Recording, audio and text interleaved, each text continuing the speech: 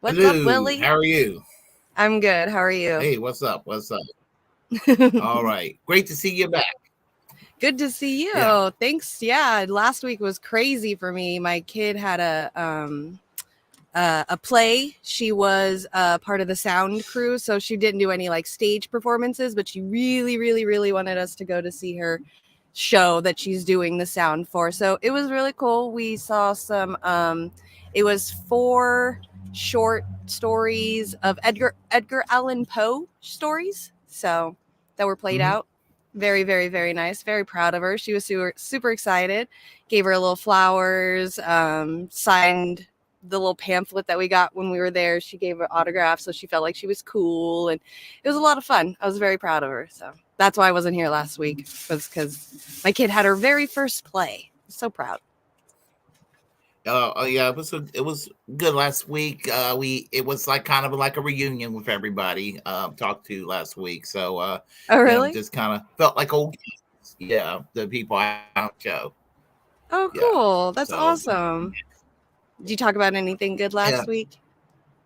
Well, we talked about starting a Shalinsky campaign and Josh Bradley's city council race a little bit in Raleigh, North Carolina, and things like that, and the third party movement, things of that nature, and and what it means.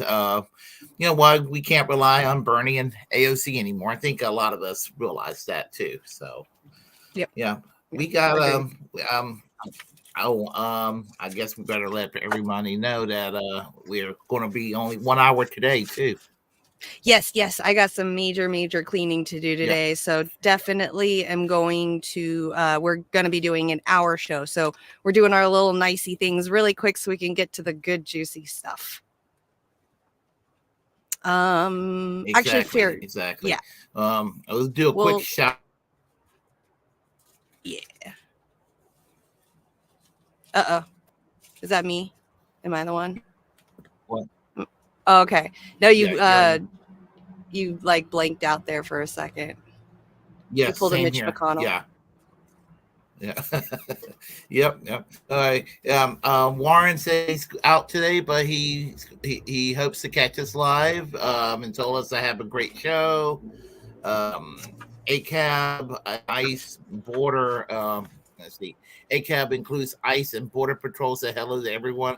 Homesick again. We got Miguel. How are you doing? Mr. H. See. Mr. H. Pat. Let's see. Who's this here? No, just leave those alone. Those are bots in my Twitch. Yeah. No. Okay, no problem. Let me shut the bots off. I'm trying to. Oh. I'm trying to. There you go. I'm sometimes all thumbs, so that's just the story of my life. Okay, I guess we best get started. Yeah. Also, Rick is here. What's up, Rick from hell? Nice to see you again, buddy.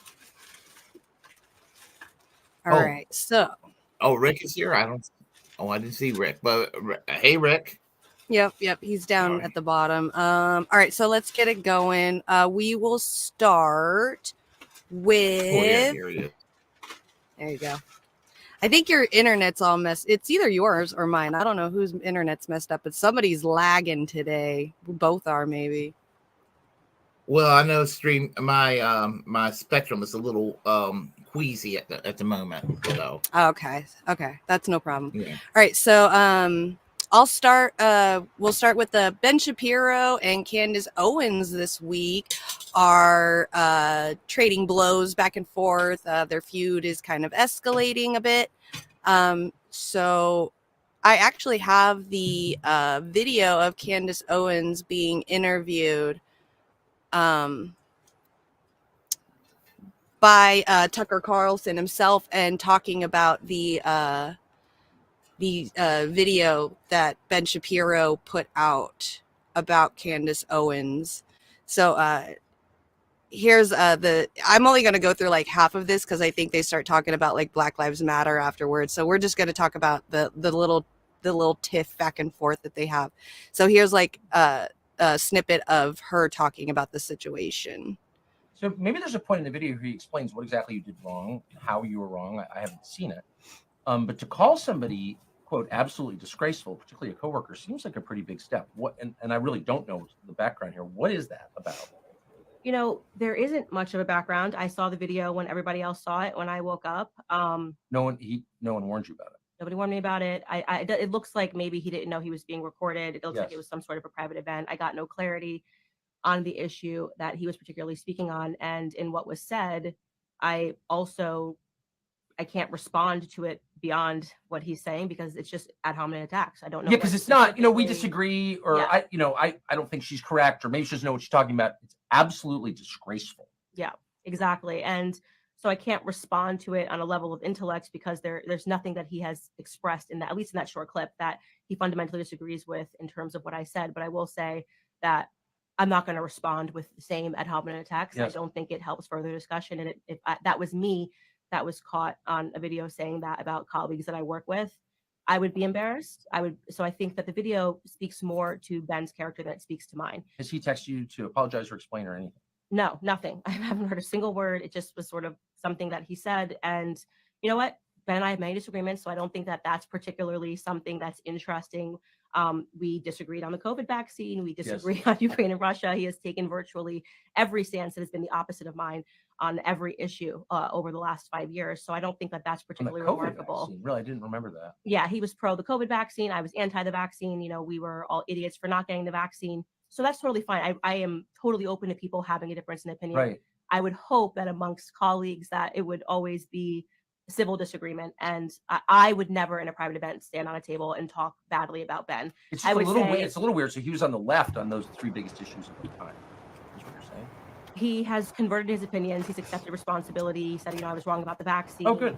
He is, obviously pro pharma. His mom's a doctor. And I say to people, I'm very aware of my perspectives on big pharma. And I talk about it on my show openly. And I think that that's a tremendous credit to the Daily Wire that they allow a difference of opinions. But I would, as I said, hope that it would remain respectful and that you wouldn't throw your colleagues under a bus, so to speak. I think that's fair. And just for clarity, because I really don't know, is he your boss?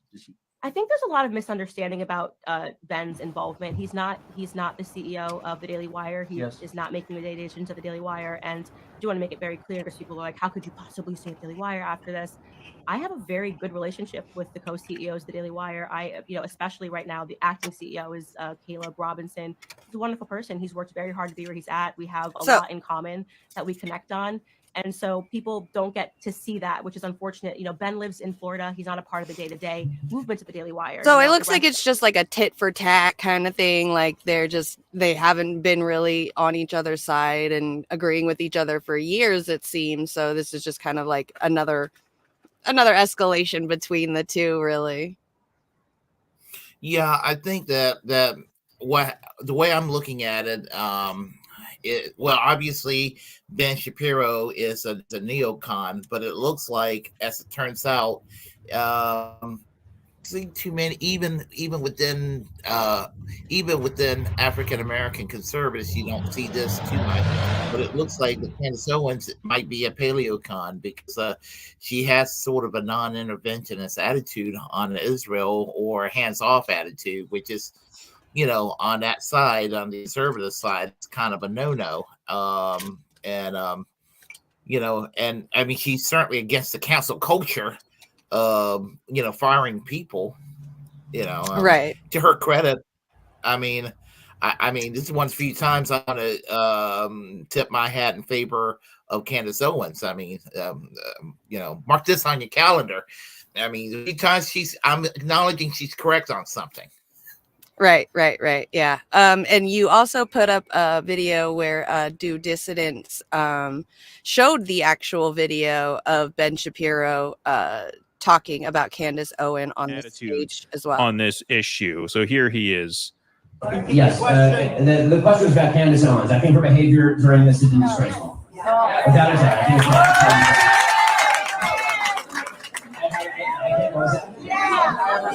Yeah, she works for my company. Yeah, I think she's been absolutely disgraceful. She works for my company, and I think she's been absolutely disgraceful. Sophistication on these particular issues has been ridiculous. It's not faux sophistication; it's ridiculous. Everybody can see the moves that she's making, and the things that she's saying, and I find them disreputable. Yes, oh wow. Disgraceful and disreputable. All right, so that catches everybody up more or less. Candace Owens has been, two Shapiro's left on Israel-Palestine, but Netanyahu is two Shapiro's left on Israel-Palestine.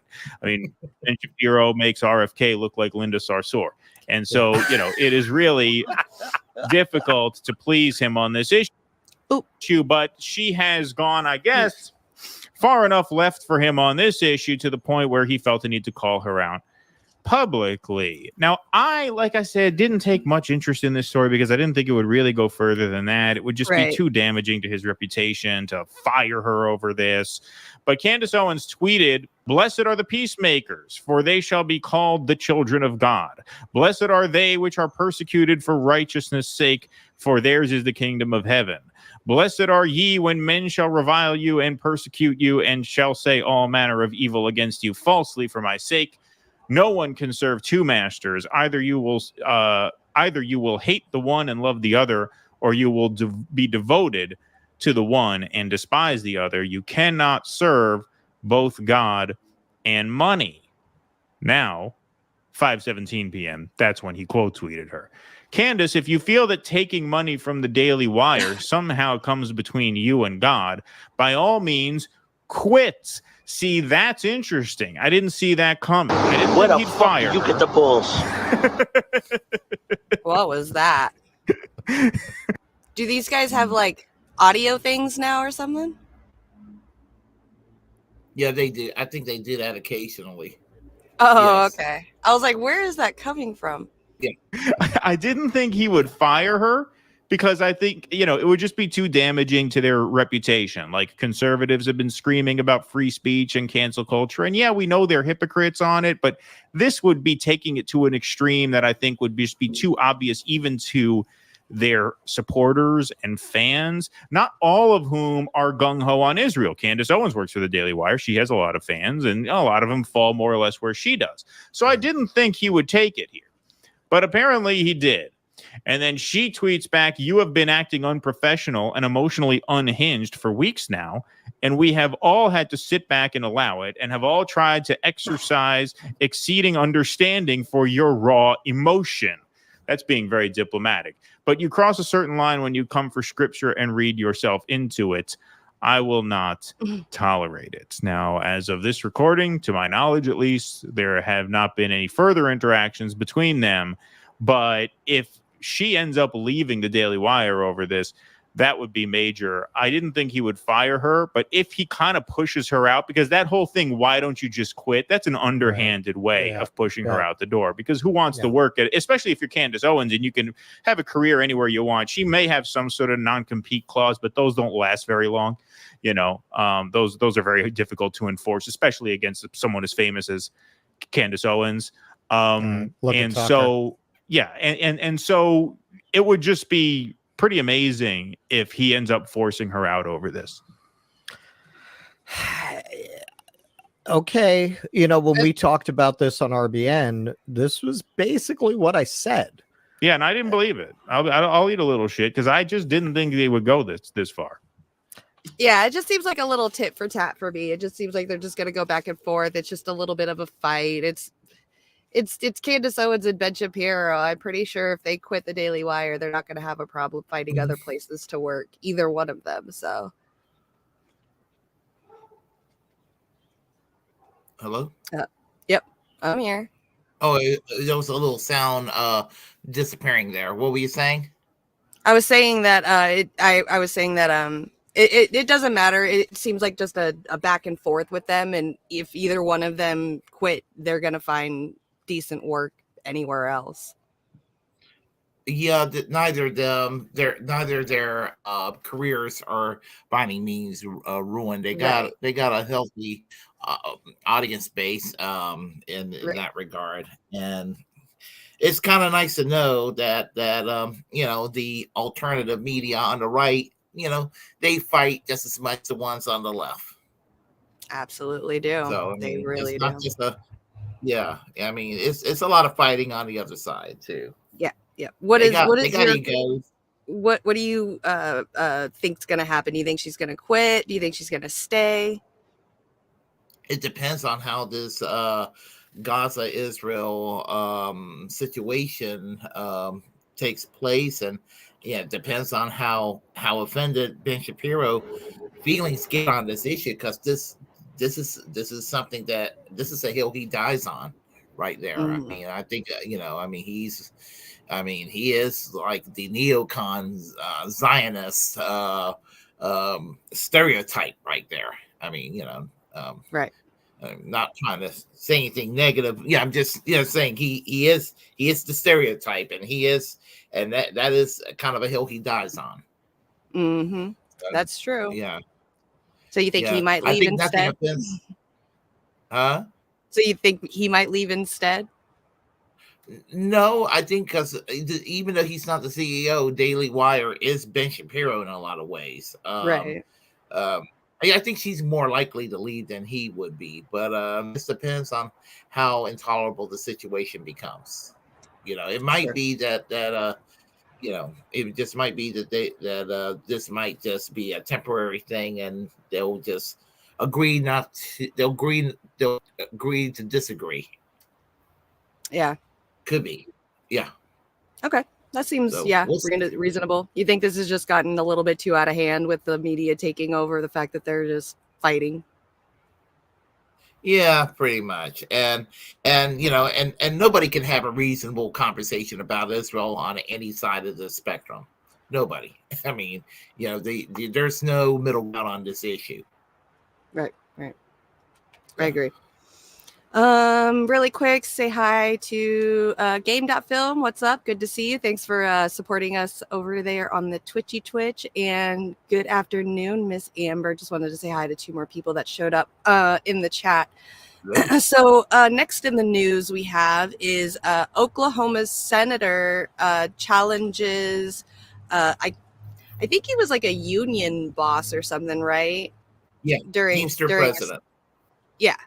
So during a Senate hearing, and Bernie Sanders was kind of like the referee middleman for it, and I got the actual video of them fighting. So let's check this out really quick. Now let's talk about Mr. O'Brien himself, his behavior. As everybody knows, and it's here in the last time, him and I kind of had a back and forth. Appreciate your demeanor today. It's quite different.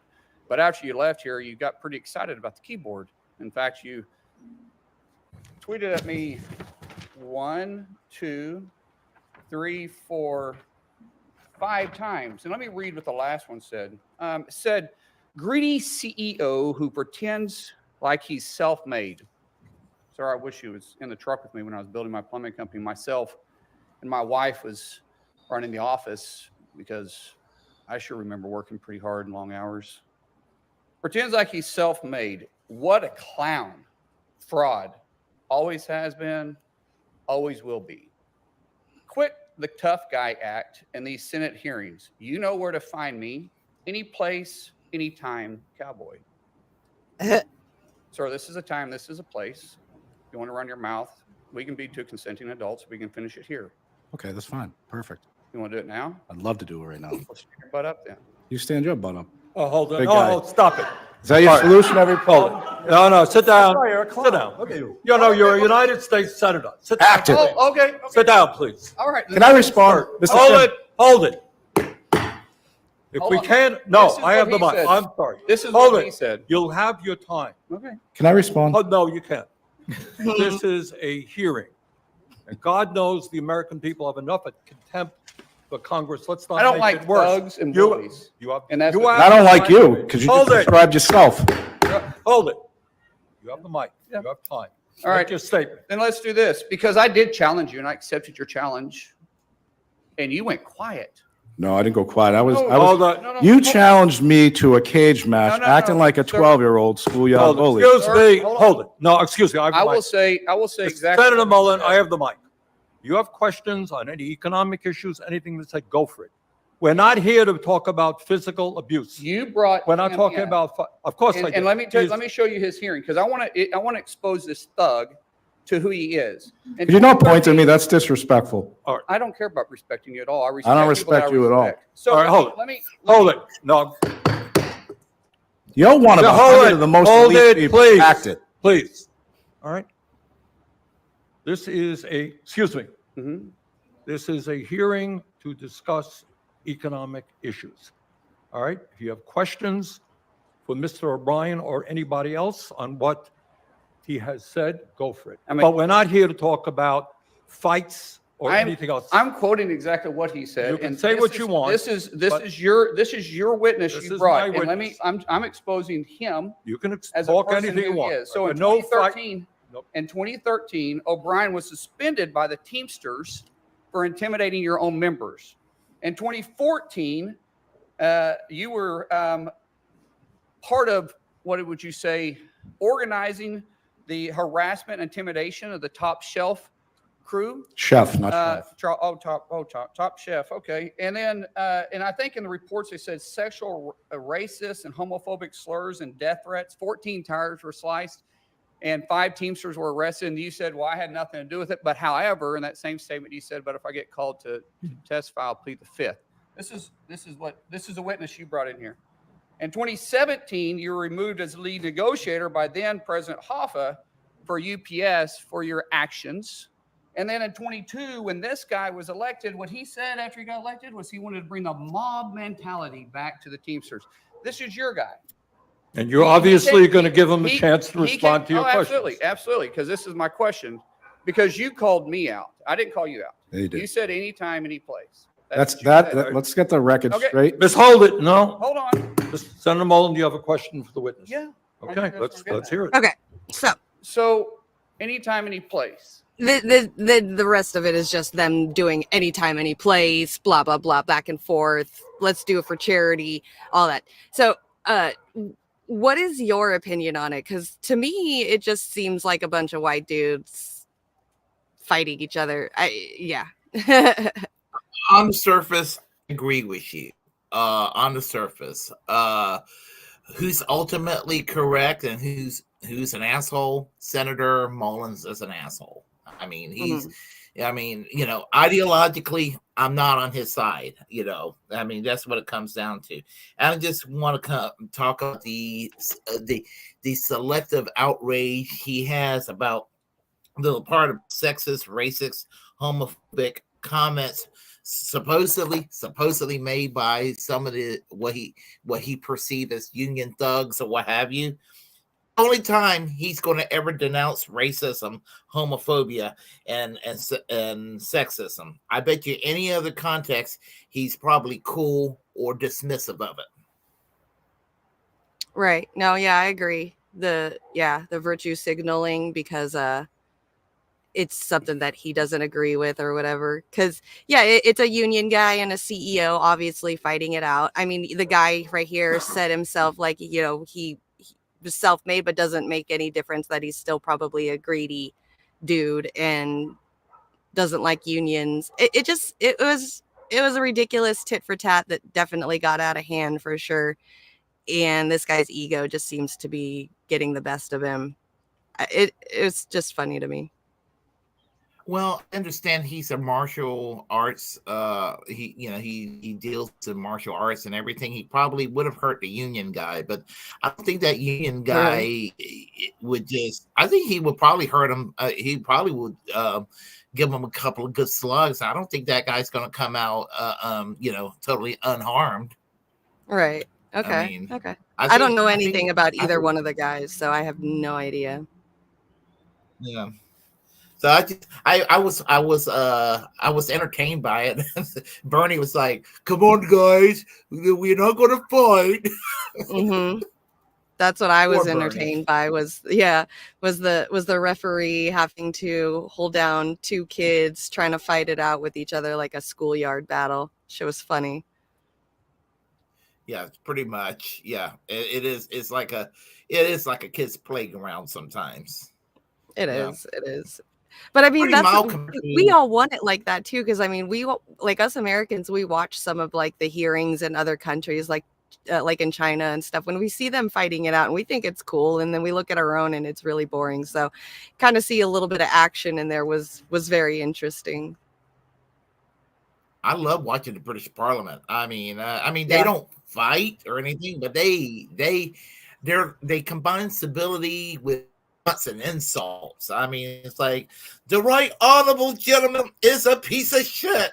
You know, it'd be kind of like that. I mean, it is funny watching how they just kind of like how the way that they just do that. I mean, it's just kind of like, oh my god, yeah. Yeah. Now we're starting to see it in our own American version. Yeah, in a way, I Finally. kind of welcome it. I mean, it might, yeah. I mean, might as well be entertained. The country's going down the toilet. Might as well be entertained by it. Exactly. Yeah. All right. So, is there one next that you would want to talk about from your list? Let's see. I'm trying to think. Yeah, let's go with the Aaron Matei, Chris Coons incident on the train. Okay. So yeah, it looks like zone. Aaron Matei was removed from a train because he was questioning Senator Coons about Gaza. All right, here we go. That's right. Senator, I'm sorry to put you on the spot, but when I call for a ceasefire in Gaza, I'm a journalist, name's Aaron Matei. When I call for a ceasefire in Gaza, you have 4,600 children killed. 46. I know it's a quiet card. I apologize for abuse, but I understand. But children are dying. Children are dying, sir. More than 40. When I call for a ceasefire, they're being killed with our weapons. U.S. weapons are killing kids in Gaza. Who are you? My name is Aaron Matei. I'm a journalist. Nice to meet you, Aaron. Likewise. Please stop talking to me. I'm sorry, sir. It's of dire importance. More than 11,000 civilians, as we're talking, being killed. I'm a journalist for the Gray Zone. What's the Gray Zone? It's a U.S.-based news website. Good for you. Thank you. And right now, with our support, kids are being killed. I'm sorry. With our weapons, I'm asking you to explain why not call for a ceasefire. You're bothering me and everyone else around me. Kids in Gaza are being massacred. I'm asking you to please explain why not call for a ceasefire. Stop, sir. Could I please have some help here?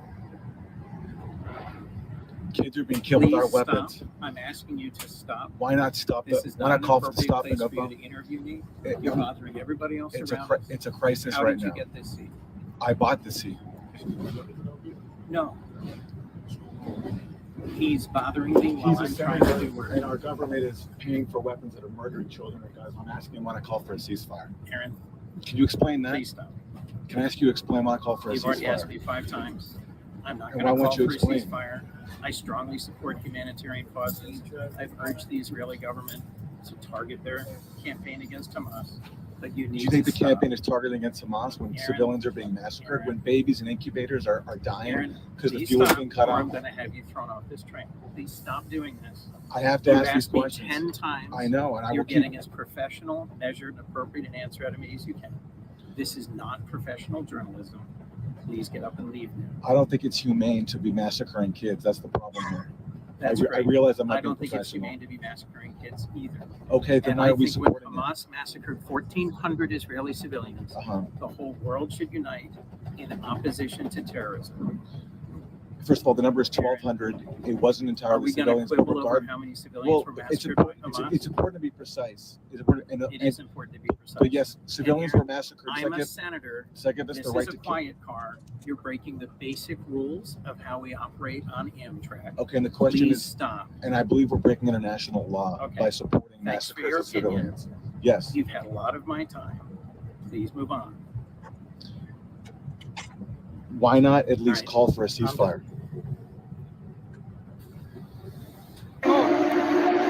So after I questioned Senator Chris Coons about his support for Israeli mass killings of Palestinians in Gaza, I've been taken off of the train and now being questioned by police. So we're just so you know, the conductors asked us to take you off the train. Once the conductors asked us to take you off the train, there's nothing else we can do. What we can do is take you up to customer service and try to get you on another train. They told us to be disorderly. That's all we know. We weren't there. They had me move seats.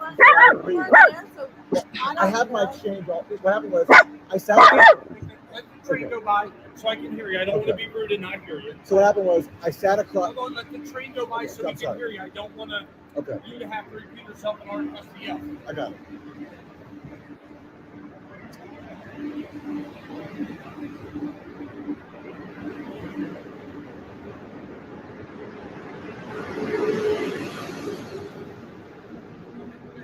So what happened was I sat across from a U.S. Senator, Chris Coons. We were in the quiet part. We're not supposed to talk. But I'm a journalist, and there's a massacre going on now in Gaza, and I thought it was important to ask him why he's not supporting calls for a ceasefire. So we had an exchange. I filmed the exchange. He got up and left. He came back and asked that I be moved. The Amtrak staffer came over, asked me to move, and I complied. And I went and sat in a different seat as they asked me to do. And now apparently they've asked for me to be removed from the train. So here we are.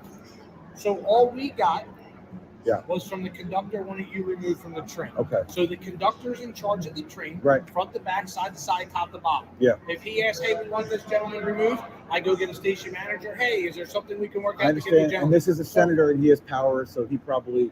I can't answer when a that. senator I asked didn't even know what senator it was. I'm just. It was Senator Chris Coons, and he threatened to have me thrown off, and I'm not surprised. I can't answer that because that's not what I we got. understand. So I've just been removed from an Amtrak train going to Washington, D.C. after I questioned Democratic Senator Chris Coons about his support for the Israeli mass murder campaign in Gaza and his refusal to call for a ceasefire. After I questioned him, he left his seat, then he came back, and then he asked that I be removed. And so a Amtrak staffer came over and told me to change seats or else I'd be thrown off the train. And in Senator Coons' defense, this was the quiet car. And so I did violate the norms of the quiet car by questioning him about his stance. But I felt this was important because we're talking about a massacre in Gaza. And I felt okay violating the norms of the quiet car, given that I believe we're violating international law by supporting the murder of so many innocents inside Gaza. So after he made that request, I did move my seat. I complied and I sat somewhere else. And the train continued along. But then a while later, he walked by me. We did not exchange words. I was respecting the sanctity of the quiet car and his request that I no longer question him. But shortly after that, the train stopped in Philadelphia, and all of a sudden I was taken off the train by police and told that I had been thrown off by the conductor. I'm assuming at the request of Senator Coons. So Senator Coons, if it makes you feel better to have me removed from a train because I bothered you, I understand it's not pleasant to be questioned, especially not to be questioned about supporting the mass murder of civilians.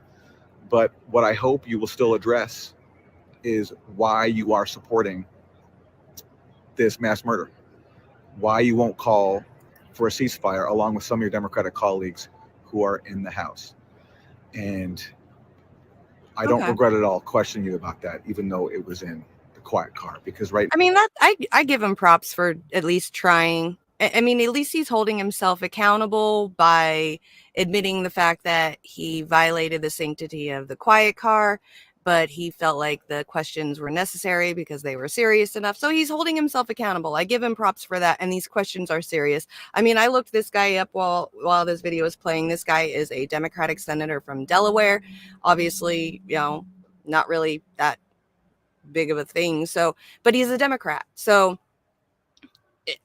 this is what journalism does. Journalism does journalism, and this is what he's supposed to be doing. He's supposed to be asking the questions, and it really pisses me off when senators get asked these kind of questions and they don't ever want to answer to them, but they still keep taking, like as of right now, taking AIPAC money while also not answering questions of why 11,000 Gazans have been killed so far. So, you know, I give him props. Holding himself accountable and still asking the questions pisses me off that senators are still acting like senators. Yeah, I really don't give a fuck that he's in the quiet car comfortable while 11,000 innocent Palestinians are killed. I mean, you know, and 1,400 or 1,200 will be 1,400 or 1,200, and it's really 1,200 too many Israelis, but it's certainly 11,000 Palestinians too many too. Any deaths in that region on either side is uncalled for. And Aaron Mate was 100% right to disrupt his ride. I hope that Senator Coons' quiet ride was unpleasant. I hope he was, I hope it was the most unpleasant train ride he ever had in his life. And I found out, I think it was on Jimmy Dore. I was kind of sleepy listening to Jimmy Dore earlier today. I don't know when the video came. I think yesterday or today.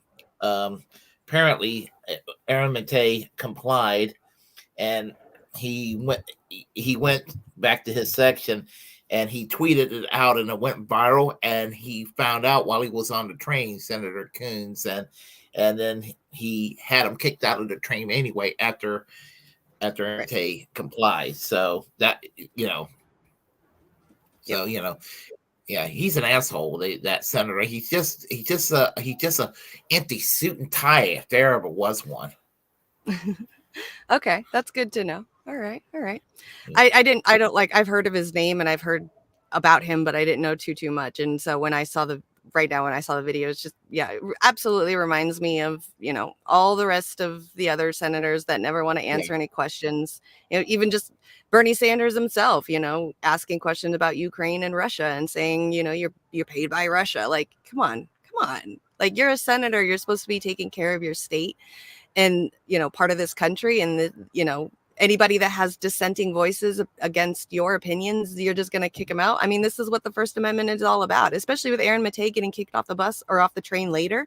This is our First Amendment right. That's what the First Amendment is there to protect, is dissenting voices that if we all agreed to all the things that people say, then there would be no need for free speech, because we'd all be consciously agreeing to everything we say. That's the whole point of free speech, is to have a dissenting voice, to have an opinion outside of the norm, to question the status quo. That was the whole reason for it. And there's actual, very small, selective few journalists that are actually out there doing it. And then this is how they get treated all the time.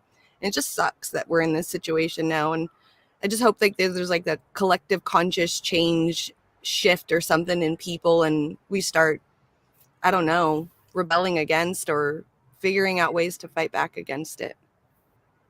Yeah, I think that the First Amendment situation is probably one of the most important battles right now in this country, because the First Amendment's everything. Without the First Amendment, I mean, the activism that, and I'm being tribalist saying this, the activism that the left engages in becomes more difficult, because, I mean, I really believe, I believe that the free speech, if it's totally cut off, it's going to be a matter of time before, and it's happening already, where it's being targeted against the left.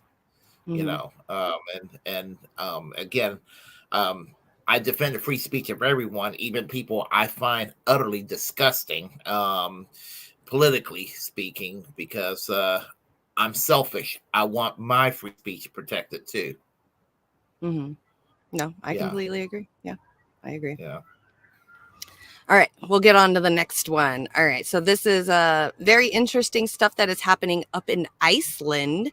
Looks like they're just kind of waiting for a volcano to erupt. A lot of earthquakes have been happening around out there. Lots of streets are completely splitting open. There's a town there that is been evacuated. I think they allowed them to go in to grab some stuff and then leave again. But this path that this volcano has like multiple possibilities of hitting are just absolutely insane. There's like a power station that's on the path that they're trying to like put dirt or rocks and stuff around, so that way they can kind of divert the lava flow around it so they can keep power. Fishing community. It's just all kinds of crazy stuff that's been going on in this town since this volcano's been getting active. So here is the video. What's up, California fools? Is broken and scorched. Enormous fissures have opened up, caused by hundreds of tremors rattling the earth and people's nerves. There is some volcanic activity going on, very high activity. So we had to take measures and evacuate the whole town. Authorities have started to reinforce key infrastructure, such as power plants, and there's great uncertainty about when, if ever, Almost 4,000 evacuees will be able to move back to their homes. Yesterday, I waited on the other side for 5 hours just to go home to get some stuff. I don't think we'll ever feel safe after knowing what has happened there. A large reservoir of magma has spread out roughly 800 meters below the Reykjanes Peninsula. A small finger of lava from the same magma field broke through 3 times in recent years, creating a fiery, popular tourist attraction. And the window for a major eruption could still be several weeks away, says this volcanologist. In all cases, the earthquake activity declined just before the little dike or little finger of magma made it to the surface. So I don't think we should say now it's not going to happen. Iceland was created by volcanoes, and people have always lived with them. But this area had been eruption-free for centuries. And what's happened over the last few days has shocked people, says this journalist. She is way too close. That volcanoes can be pretty Way tricky too close. neighbors. You know, you have to take them into account, but we are just not used to them this close to the most densely populated areas of Iceland. Icelanders founded Grindavik more than 1,000 years ago, but with the damage that's already been done, residents fear that long history may be at an end. Yeah. Chris Brown, CBC. That's crazy. This people that have been living in this area for so long probably aren't going to be able to live there anymore because it just continuously has been on this volcanic path to where they can't keep the town anymore. I mean, you saw the cracks in the streets and stuff. That shit terrifies me. Like, that's one of my top 5 biggest fears is like an earthquake and the ground splits open and you fall through the ground. That's terrifying for me. Yeah. Especially Yeah, I somebody mean, who lives in in Iceland, California and I'm used to earthquakes. Like I experience them. So when's the last time you experienced a tremor?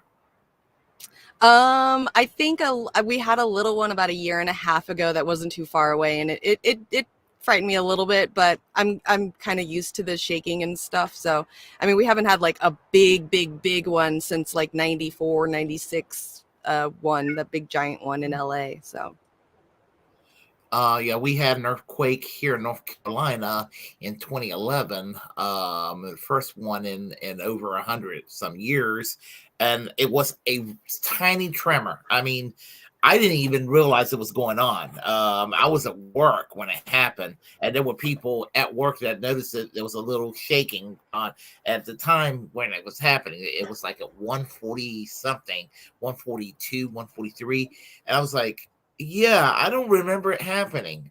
But apparently it was happening on the East Coast.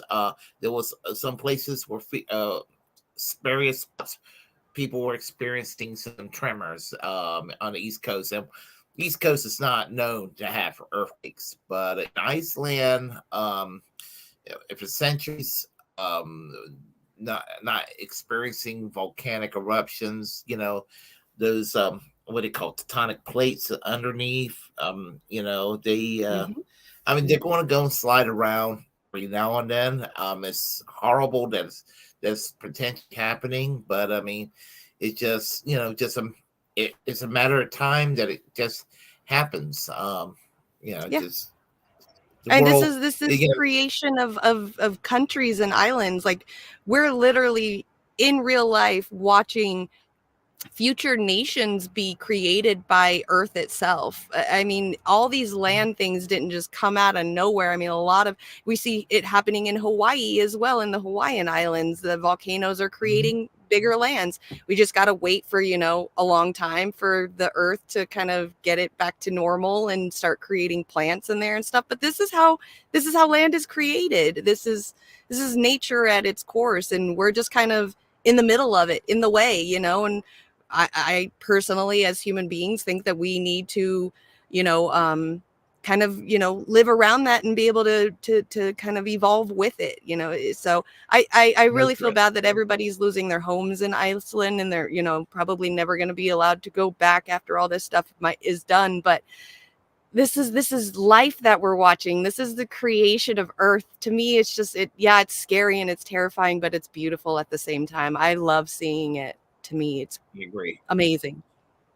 Yeah, I mean, I don't even look at it as quote unquote apocalyptic. I know some people will look at it as, in end time scenario. You got people that just wants to take any event and just ham it up and oh my, this is the end of everything.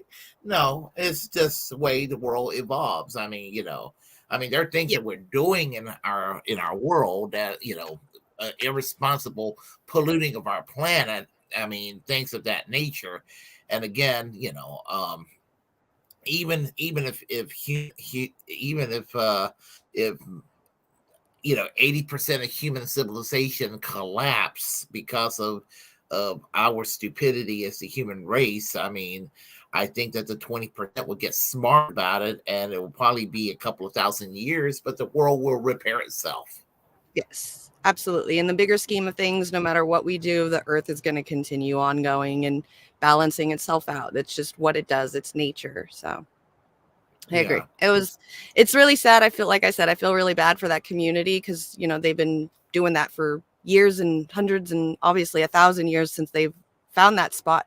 But it's still also cool at the same time. Like they're a part of evolving with Earth itself too. Like it's sad, but it's super neat at the same time too. So, because I love nature. I'm such like a nature lover. It's pathetic. So sometimes at the behest of humans.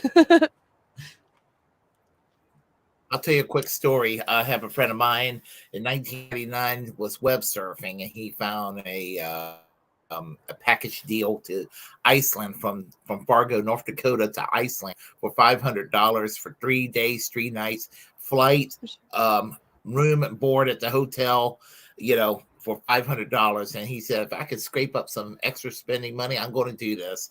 And he did this. And he went to Iceland.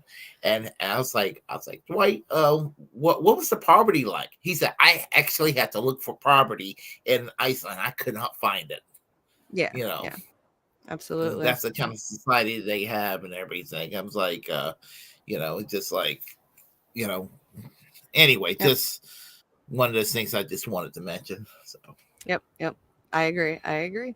What's up, Saturday? Yeah. Good to see you in the chat. Thanks for stopping by and showing some support. Awesome sauce. All right, you got one more.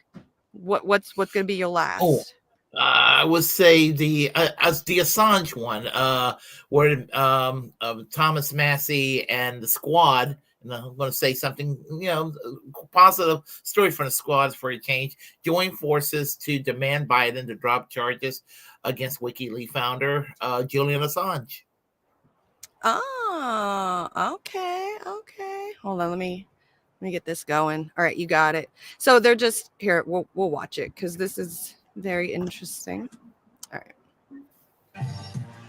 Congressman James McGovern and Thomas Massey are leading 16 members of Congress in calling for the United States to drop charges and halt extradition proceedings against publisher and WikiLeaks founder Julian Assange. Quote, we clearly have deep concerns about Mr. Assange's case, said the congressman. People should understand that the charges against him are part of an alarming global trend, a sharp increase in attacks against the freedom of the press that is happening in countries around the world, including our own. Some other notable names on the bipartisan letter to the Biden administration demanding Assange's prosecution be dropped include Representatives Cori Bush, Alexandria Ocasio-Cortez, Ilhan Omar, Rashida Tlaib, Pramila Jayapal, Marjorie Taylor Greene, Paul Gosar, Rand Paul, and many, many more. So that's a pretty mixed list of some, very vocal people on the left and also very right-wing people and some kind of libertarian-adjacent Republicans who I'm glad to see sticking by principle and all coming together to support this very important cause that we talk about on the show a lot. I know it matters a lot to our viewers. Assange has now been held for years in horrible conditions, now in actually being held in prison now after he was kind of a captive in an embassy for a long time. Now he's in prison. The U.S. has been seeking his extradition. The Biden administration is seeking that, has done nothing for him, and the Trump administration before that, and so on. Even as so many people on all sides of the political spectrum recognize this as about fundamentally free speech and journalism, that Assange did not steal, did not illicitly obtain or commit a crime to obtain the information he obtained. He merely published what he obtained, and that is not a crime. That is not different from anything mainstream journalism tries to accomplish. And he informed the American people that their government was lying to them, spying on them, etc. These were important services for which he deserves commendation. Instead, he's gotten condemnation. Absolutely. I couldn't have said it. I couldn't have said it any better. And it is such an interesting time for this push to drop the charges to be made. We're having so many conversations right now about limitations on speech that are provoked or seem to have been provoked by a desire to shut down dissent around what's going on in the Middle East. You've seen across Europe in particular efforts to ban protests altogether, pro-Palestinian protests, I should say, not pro-Israeli protests. Efforts, Suella Braverman, the official in the UK, who was leading the charge on banning displaying Palestinian flags and the like, just lost her job. So there does seem to be a turn that's happening, as I think I mentioned earlier this week, that after making it illegal to take this position, Macron is now demanding a ceasefire as well. So there are shifts that are happening, but let's not forget that the initial impulse over the course of the last month. I agree with you, Rivet Head. Broken clock, Robbie, twice a day. Got it. Yeah, this is kind of the time where, yeah, he is kind of right. Like, we were literally just talking about this in the last section right now about dissenting voices and the necessity, it being necessary to have freedom of speech and stuff because of dissenting voices. And yeah, like, we're switching it over to this stuff. I mean, pro-Palestinian voices are being, dissented on or not allowed. There's banning protests. They're completely right. Like, this is definitely something that is needing to be discussed right now, is the need for freedom of speech with dissenting voices and not stopping them. And Julian Assange is the greatest, first and foremost example of it. I mean, he's kind of a testament to journalism right now. I mean, if we keep continuing to do this to Julian Assange, who knows what's going to happen next to, any kind of journalist who gets secret information of the corruptness of our government. This is our own government not holding themselves accountable of the wrongs that they did and are just punishing this one person for releasing it and showing it. Yeah, it's a crime what they're doing to him. I mean, they're literally what they're doing to him in Belmarsh right now. I mean, and they're wanting him to die. I mean, that's really what they're wanting him. They're hoping he loses his will to live. Right. Absolutely. Absolutely. Many countries, including our own. Well, you see this with Ron DeSantis and the infringement on speech and the right of these Palestinian groups to be groups at colleges in Florida. You see this with Kathy Hochul. There is a real censorious atmosphere that's happening in the United States of America. And contrast that with all of the things that we know about our own government's misdeeds abroad and domestically because of Julian Assange and WikiLeaks. Just on the latest news for the protesters in Florida, the DeSantis thing. So the colleges have decided not to enforce that because they consulted attorneys who said that if you enforce this, probably the administrators who do enforce it can be sued because it would violate the First Amendment. So they decided not to do it. That's good news. Yeah. So I went to Rand Paul's Senate page, and he writes of this letter urging Biden to stop taking action against Julian Assange. It's the duty of journalists to seek out sources, including documentary evidence, in order to report to the public on the activities of government. The United States must not pursue an unnecessary prosecution that risks criminalizing common journalistic practices and thus chilling the work of the free press. We urge you to ensure that this case be brought to a close in as timely a manner as possible. And that gets to the crux of this, which is that Julian Assange has been treated as if he's like not a journalist, or the work he's doing is not journalism. But the First Amendment doesn't recognize a journalism credential. You don't need to get a license. You don't need to, anyone engaged in the work of journalism is a journalist. And I think that's why, obviously he's gotten some support in the mainstream media. There have been some calls, people have have defended him and called for him to be released. I think there's been an increasing lack of interest in his case from some of some of that is just it fading from the headlines.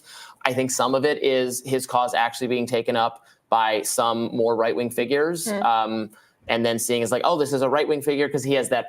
He was very anti-Clinton, and there's that was it from the beginning. It felt like I remember a very disappointing interview that AOC did at The Intercept. It would have been, I think, January of 2021, where she was being interviewed by Jeremy Scahill about a lot of things, and kind of a throwaway question toward the end was about Julian Assange. Now, this was not years and years ago before anybody knew about Assange or had time to vet any of the charges against him. Remember there was this Me Too charge against him that put a lot of people off. But she alluded to exactly that, like, oh, I think there's some personal things that he's been through that I don't know that I will. It was like one of these kind of non-answers that was very disappointing at the time. So I agree with you that some of those, political or kind of cultural factors, I think have been a barrier to getting broad public support. But I do feel like most of that is in the rearview window, and that now people see this and are talking about this as a pure speech issue. Especially, I got to say, since Chelsea Manning's sentence was commuted by Obama, there was this weird asymmetry here between why is it that Julian Assange, the one who's purely in a journalistic capacity, the one that's suffering the bulk of the harm.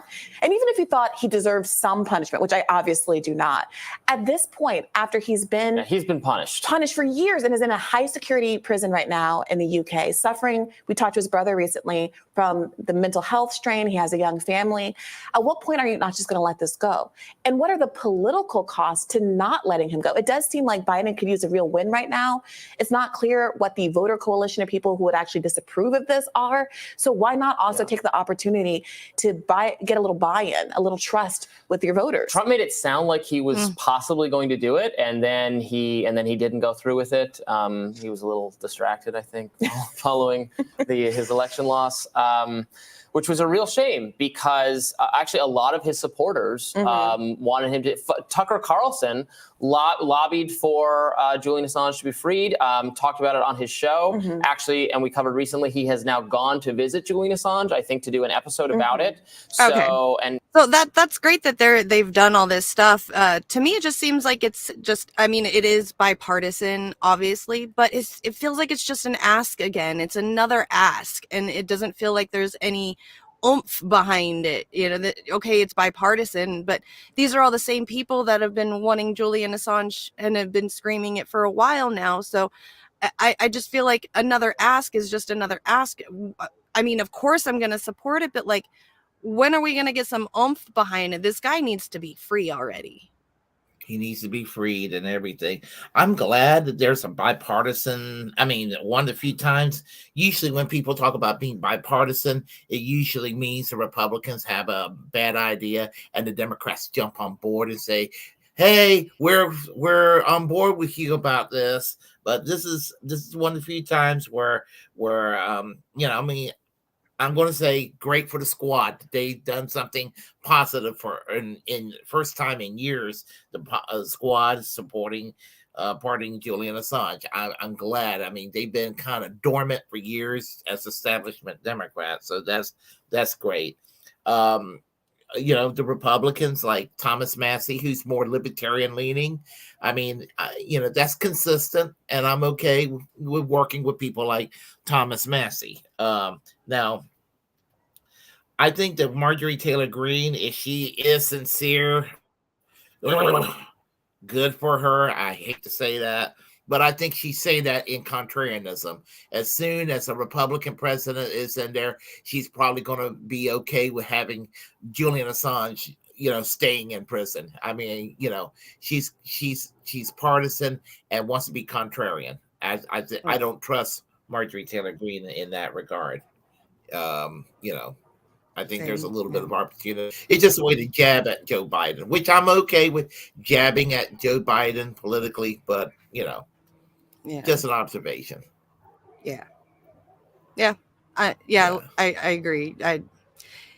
I'm happy that they're doing, like I said, I'm happy they're doing this again, but it just feels like an ask. It's like, please, master, just give me some more crumbs. Please just pay attention to us just a little bit. Nothing's ever going to come of it still, but please, oh sir, give us some more crumbs. That's what it feels like again.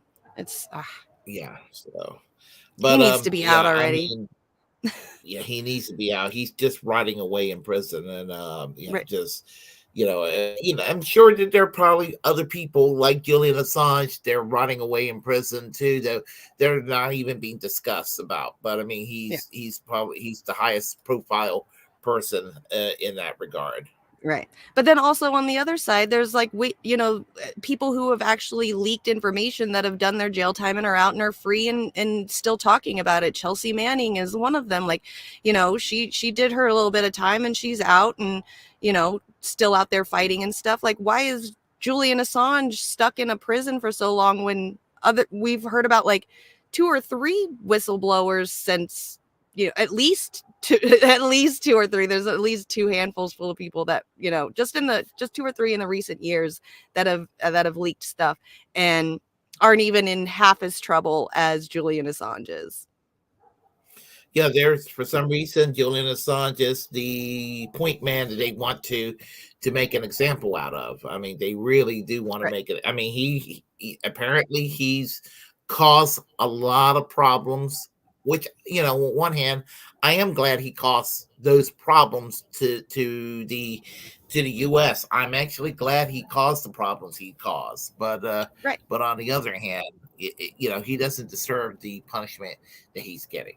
Right. Well, we deserve to know what was going on in the Middle East. I mean, if he didn't release that stuff to show how corrupt our military was being to, civilians, we technically a lot of us wouldn't even be having this discussion now with Israel and Palestine, because it seems like it's, the U.S. imperialism, bombing and ruining, people of color's land that are civilians that don't even have anything to do with what was going on October 7th, the big day like ours was September 11th. It just seems like we wouldn't even be having a lot of the really nuanced needed conversations right now if it wasn't for what Julian Assange did to us or did for us in the first place with his journalism.